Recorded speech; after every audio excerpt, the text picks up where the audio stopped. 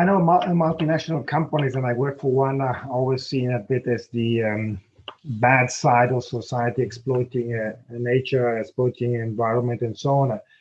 But I do think that some of them, and not most of them, and definitely I think Philip Morris, international company I work for, is trying to do the right thing.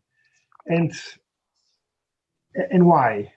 I think the reason why it is very simple, because to be in tune with society is the right thing to do, because we are part of society. International companies are part of societies.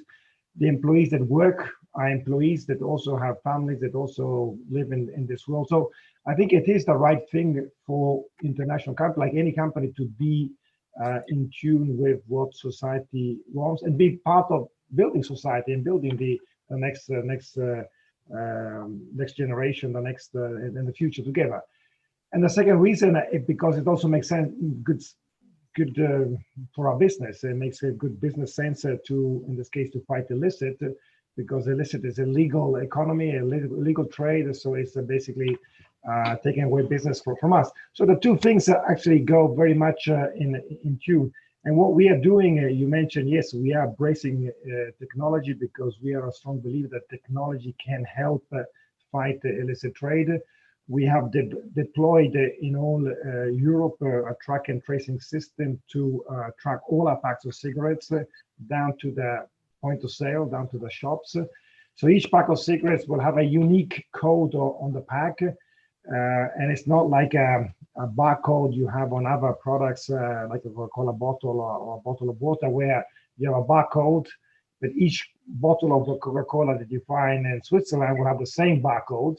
Here is each bottle of Coca-Cola, in this case cigarettes, have a specific code, so it can be tracked. And I think one of the paradox or interesting things of COVID right now, which has clearly a lot of negatives, but one thing it has done, it has brought to the attention of people about track and tracing. We have a lot of apps now that track your whereabouts. Now, of course, it has some consequence for privacy and so on, but it has brought up to the general public the track and tracing technology. And I do see this one having great potential in helping fighting illicit trade, as it is doing, for example, for us in the tobacco industry. I'll stop it there to give time to more debate. Of course, I have many other things to mention, but I just wanted to make this as an opening remark. 2015, we went through a process and internally Philip Morris to see what can we do more than we had done until 2015, in fighting illicit trade. And we came up with this concept of PMI Impact. It's a project which launched in 2016, which is pledging $100 million to finance projects exactly to fight illicit trade from projects coming from entrepreneurs, coming from the public sector, from the private sector, from universities, from basically from the whole society. And it is projects which are forefront of technology, but also research or more traditional financing, border control, and so on. But it is really trying to create a network of companies, of people like thinking to build the momentum and the awareness to fight against illicit trade. And when I talk illicit trade, we are financing projects in all sectors of illicit trade, not only the tobacco, which is the sector which Philip Morris is engaged, but any sector, being human trafficking, drugs, arms, wildlife. And why is that? Because we do believe that illicit trade should not be fought in silos, because they're all interconnected. So the smugglers, the organized crimes that are fighting, that are exploiting one good right now, which is a lot on the PPE, the personal protective equipment, they have the channels, and next day, if they find that advantageous to smuggle arms or tobacco, they will do it. They don't care. Anything they will make money, they will traffic it.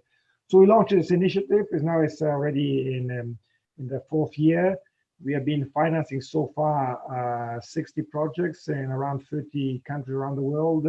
And so far, we have reached half of the budget, so we're granted around $50 million. So we're halfway through, and there's still money to go. And next year we'll launch our third funding round. And I think it is an initiative that is really at the forefront in linking the public-private partnership for the better good of society.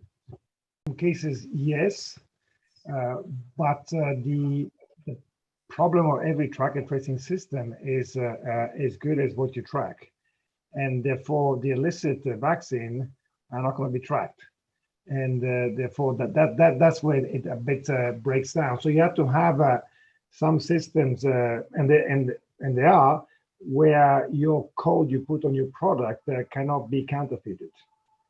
I think that's the trick. That's one. Second is that to put up a track and tracing system it is as good as what you, as I mentioned, as you track. So what does that mean is that you can put a code on your vaccine, but you need to track it throughout the chain, the supply chain, and there where the complexity starts. Because for our producers like us in tobacco, to put the code on the pack and to track it to our first client, it is the easier part. The supply chain needs to be tracked. And there you need to have all the companies in the supply chain having the equipment, knowing the process. You need to have a central data bank where the information goes to. So that is more the complexity in tracking the products throughout the supply chain. So it can be done, but you don't put up a track and tracing system overnight. That's a good question. And just let me also come back to your previous question you had, Carlos, on can track and trace help to secure the vaccine? I think technology can help. I think track and tracing, as I mentioned, can be a bit cumbersome to introduce, but I think the digital world can help. And a code on the vaccine which the producer can easily apply, if that code is digitally secured, then consumers or the pharmacy or the doctors can check if that product is a counterfeited product or not. I think that one is an easier way where in a quick fix or quicker implementing and having the digital and the technology will help solve an issue, which is definitely going to be there when the vaccines are coming out. Tobacco, I think the tobacco can be traced. It is more complex simply because there's so many small farmers producing tobacco.